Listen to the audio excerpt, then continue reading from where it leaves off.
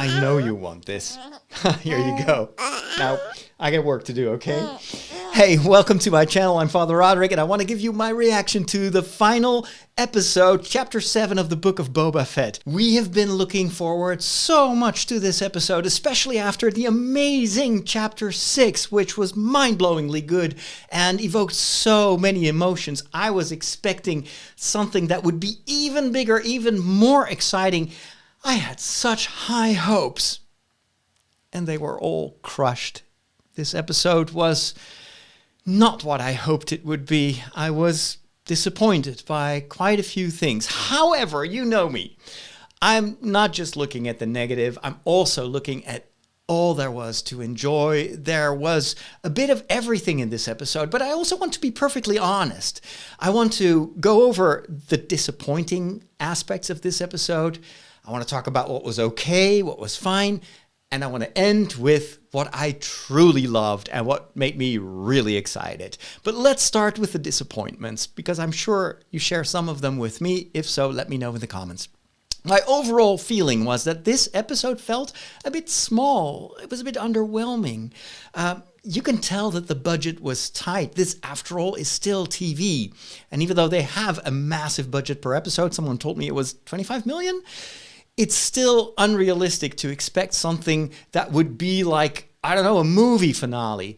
However, they did tease us so much, and the previous episode was so good that you expect something that at least emotionally is on the same level. And it was good, but it wasn't great. Whereas the previous episode was just the best thing after the Return of the Jedi. So yeah, my expectations were a little bit too big for this finale to actually deliver.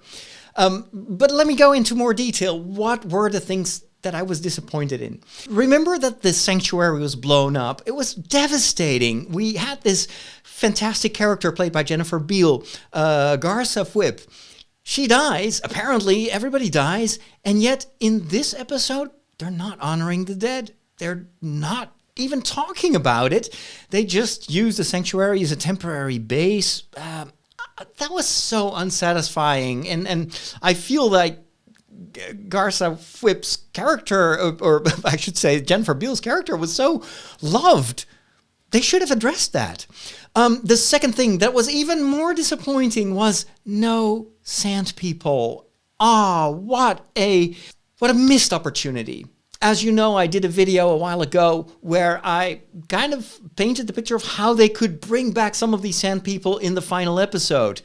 Maybe the boy escaped with the female Tusken Raider. How cool would it have been? What an incredible emotional payoff would it have been if we had learned that some of them had survived and that they're coming to save the day. In fact, during this episode, I was thinking that's what they're going to do, because these foot soldiers that they kept talking about, well, they couldn't come because, of course, our favorite sheriff was maybe dead, maybe almost dead.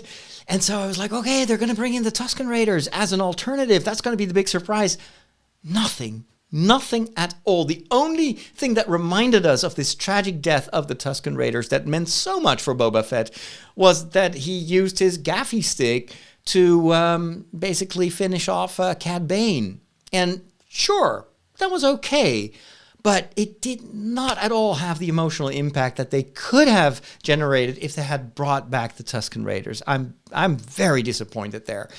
The third thing that disappointed me, no cameos whatsoever. There was so much hype. You know, we've seen Luke Skywalker, Grogu was back, the Mandalorian is back. Who else are they going to bring back in the finale? There has to be something more than the Pykes. There's got to be, I don't know, bring back Kira, bring back Darth Maul's lightsaber, or maybe even Han Solo. If they can do Luke Skywalker, then they can do Han Solo. Why not? Nothing. No cameos. And in a way, sure, understandable, because it may have felt a little bit forced. It may have been interpreted as more fan service. It makes sense to bring back all these different tribes and characters that have been introduced along the way. It could have been even more distracting from the character arc of Fennec and Boba Fett, but I was just so convinced that there would be this big reveal in the final episode, this huge payoff of all our anticipation that, of course, it can't be just the Pykes. That's too obvious. There's got to be something behind that, and that's going to be the big shocker. And no, it was the Pykes all along, just as we thought. What? Seriously. No Rancor trainer. That's another disappointment. How can you have Danny Trejo on your show and not bring him back in the final episode? It would have been so easy. If you hire him for a day of filming, then of course you have at least a little moment where he does something with the Rancor. He's not back. He's just completely forgotten. That's insane. Another thing, talking about those Pykes. Don't you agree with me that they feel like just a very lackluster enemy? There's not much menace. They're not, they're very pragmatic, as they call themselves. But even Cad Bane is more evil than the Pykes. So we learned that the Pykes have killed the Tusken Raiders. That is horrible. And yet, they're just sitting there, we just want to do some spice trading here, and we're very pragmatic. And what kind of enemy is that? Oh man, I really feel that this episode needed a bigger nemesis. And yes, Cad Bane was there, and that was awesome. But I felt like we've already met him last week. So we need something that tops even that. And it didn't happen. So I was like, it's just the Pykes. So I missed surprises in this final episode. No mythology. That's a big gripe that I have. One of the strong points of the Book of Boba Fett was all this symbolism. A lot of the biblical motives that they were using, the story of Moses that became, I think, like almost the skeleton of the story arc of Boba Fett. And so I was hoping that they would continue that symbolism in this last episode. Last week, we had all the stuff with the Jedi training and this big, impossible choice that Grogu has to make. There were so many things that made us think, and you want to ponder about and speculate. This episode was so super straightforward. Yeah, we've done the mythology. Let's just do action. Disappointing. That Star Wars is about more than that. Definitely not enough Boba Fett and Fennec interaction. This show is called The Book of Boba Fett. We've missed him for 2 entire episodes. We've seen the incredible chemistry between the 2 actors that play Fennec and Boba, and yet it's almost as if it completely evaporates in this last episode. They're actually even split up. Fennec goes away, and then Boba teams up with Mandalorian, which is great, but what happened to these two? Why has their chemistry been replaced with, Boba Fett and Din Djarin? It was cool, but again, it's not honest. It's you kind of tease something. You want an emotional payoff of that relationship, and it was lacking here. It was just absent. And Fennec and Boba only return towards the end, where they're basically saying, "Yeah, that was fun, but we're kind of bored. Let's just move on." What? Oh, come on. There must be a better way, story-wise, to end their arc. Another thing that I thought was both cool and not so cool was, of course, the final confrontation between Boba Fett and Cad Bane. Everybody was expecting this, and it was obvious in the beginning of the episode that they were teasing us for this big confrontation. And yes, we did get a duel, we did get a fight, but it was over so quickly. And of course, a lot of the hopes of hardcore Star Wars fans were based on never realized pre-production story that was developed for the Clone Wars, where you would have this incredible fight between Cad Bane and Boba Fett, and you expect something that is just like super dynamic and very tense. And this was a fight, but it was a fight between 2 older guys. They say it themselves. And I just expected more. It was too quick. Cad Bane, come on. He's killed almost as quickly as Boba Fett was initially coming to an end in The Return of the Jedi. So that was it? Maybe he's alive. Maybe they can still come up with an idea to resuscitate Cad Bane, but I think this is it. And then I feel he didn't get a deserved ending. He's too big for something that goes by so quickly. So that was what disappointed me. I'm sure that there's more that you were disappointed in. Let me know in the comments. Let's go to the okay part. What did I like? I actually thought that it was nice to see that they still integrated the bright-colored Vespas that most of us hated so much, but they did a much better job. They cut out a lot of the stuff that probably didn't work. So I'm pretty sure that after all our criticism that the all looked so slow, they probably cut out a lot of that Vespa stuff. And what we saw was fine. It worked. They still look way too garishly colored for Tatooine to me, but it was fine. It kind of worked. The mods that were actually riding the Vespas, they were also okay. They were definitely better than in previous episodes. I think the acting was also better. And yet, they still feel superfluous to me. It was just like you could have told the exact same story without this entire group. All right, let's end the negativity here because, as always, in Star Wars, it's Star Wars. There's always so much to love as well. What was cool? Well, the music was really cool. I've loved the music throughout the episode, throughout the entire series. I loved some of the orchestral parts that we heard, the subtle Mando theme. Whenever we see Din Djarin, we hear these flutes, and it's like, oh man, I love that music so much. The other thing that was awesome was the entry of Cad Bane in Mos Espa. That was filmed so well. It was amazingly cool. Then what was really heartwarming was this little guy. He is back, and he made the right choice. He chose to go back to Mando. And he was actually even wearing the Beskar protection armor underneath his clothes. You picked the right choice. I'm still sad that we won't see him fighting with a lightsaber, but hey, well, this won't run away. Maybe it's a bit big anyway, you know, so maybe you should grow a little bit before you get one of these. But I loved it. I also loved the execution of it. It was just so cute to see this X-Wing fighter. You think, oh, are we going to see Luke again? And then, oh no, it's not Luke. No, it's Grogu in there. And then it's R2-D2. However, another thing that was really jarring, R2-D2 is telling us, I'm in a hurry, I need to go. And then I was immediately thinking, you don't say that if you don't pay it off. So he's going to fetch Luke Skywalker or something even bigger. There's going to be a return of R2-D2 with the X-Wing fighters, maybe accompanied by, the Millennium Falcon, something like that. Instead, it's like, oh, that was just a throwaway line. He's just out of there. Lazy writing, actually, I think. Anyway, we were on the positive here. You've got this teasing moment between Boba Fett and Cad Bane, this confrontation. There's a lot of stuff that is unsaid, but if you know the backstory between Boba Fett and Cad Bane, it's a bit like analog to the relationship between Ben Kenobi and Darth Vader in A New Hope. They have history. What I also did not expect was the internal betrayal within Mos Espa. They put everything in place, they're ready for the fight, everything is covered, and then everything goes wrong on the inside. The Trandoshans and the Aqualish, they are basically traitors. However, another thing that I thought was missing is what's their motivation? It's just so quickly they turn. Why? What was both shocking and disheartening and also, in a certain way, cool, was the death of these two poor Gamorrean guards. I did not think that they would kill them off.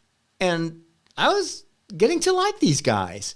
But it was very dramatic. It upped the stakes. It's like, this is serious. Who else may be killed? So story-wise, it helps you prepare for the worst. Then, the absolute one of the most cool scenes was the teaming up of Boba Fett and Din Djarin, the Mandalorian, fighting side by side. I love the choreography, the dialogue. You've got that first shot where they're both flying, and then the camera follows them, and it's just like, wow, that definitely was one of those, ultimate shots of this episode. And there were a few more, but this was definitely one of the highlights visually, I think, of the story. Them fighting side by side. I loved also their banter, their exchanges. These are two tough guys. They know how to fight, and it was really cool. However, someone paid a price for this. Fennec. Fennec shan't. She's just sent away. She's just rushing off. And then she only appears magically in 2 crucial moments to save the day, and then she's off again. This show should be about Boba Fett and about Fennec. The Mandalorian is a guest star, and you give him a main role. It's cool, but it's uneven. The negotiation scene with the Major Domo, that was brilliant. It was hilarious.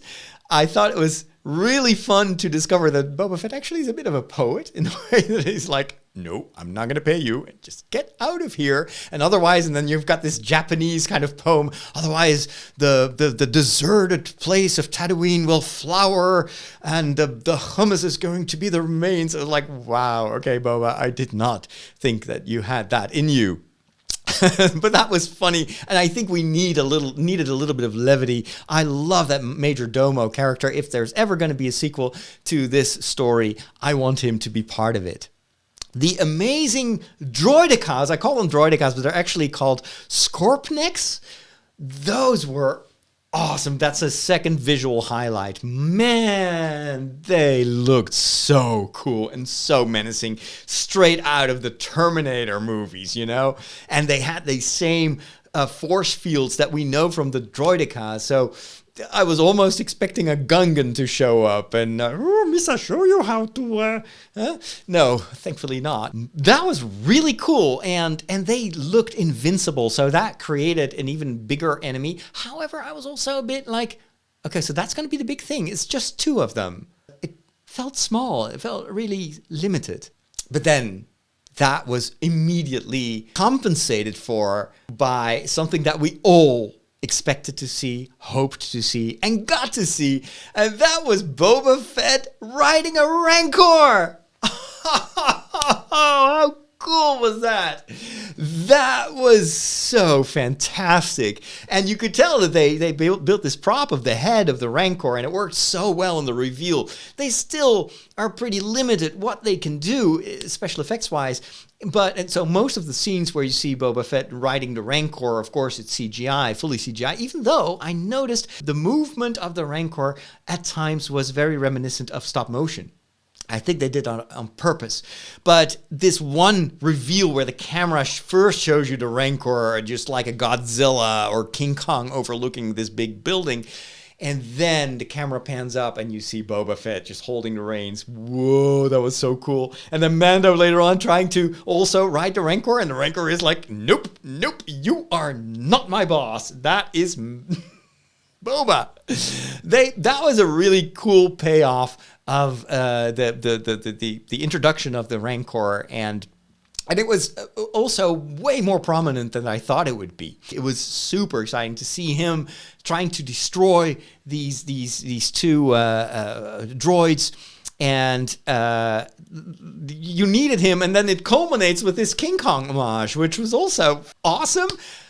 And also a bit like, oh, almost, come on, climb on that tower, and then I want to see some spaceships or attacking, and then let the Rancor fall to his death at the end. Yeah, I want the Rancor to live, but that would have been just awesome, but no. And it takes Grogu to calm him down. And that was so powerful. You see, Grogu stretching out his hand and then closing his eyes, and the Rancor calms down. And then he cuddles up to the Rancor and falls asleep. I mean, how cool was that? It was like a little kitten falling asleep next to a big golden retriever. That was the vibe that I got. It was so good. And it gave Grogu something to do, which was believable, which was kind of very much fitting his character. And at the same time, he did save the day. That was absolutely brilliant. Then we get that final duel between Boba and Cad Bane, which deliberately mirrored the duel between Darth Vader and Obi-Wan Kenobi. One used to be the master and the other one the apprentice. It was interesting to see that symmetry, that poetry that is very Star Wars-like. Then the final moment that we get with the Mandalorian and Grogu, where Grogu, as predicted, was sitting in that little, transparent cockpit that normally is reserved for the R2 unit. And Grogu is there playing around and ticking on. I was like, he's got to pee probably, but no, he just wanted to do the ooh. Yeah, let's go. Hyperspace. The two are back together. That's all we needed to know. They're heading off to new adventures. I love that the last shot is them just zapping away. Follow them, because that's going to be one of the next stories. What's next for Boba? What's next for Fennec? The chemistry between these two actors is so good. I think if they would write a second season, they could much more play with that. And knowing that we already love these two characters. What do you think of this episode? Let me know in the comments. Thank you so much for watching. If you want to see more of my comments, make sure you subscribe. Take care.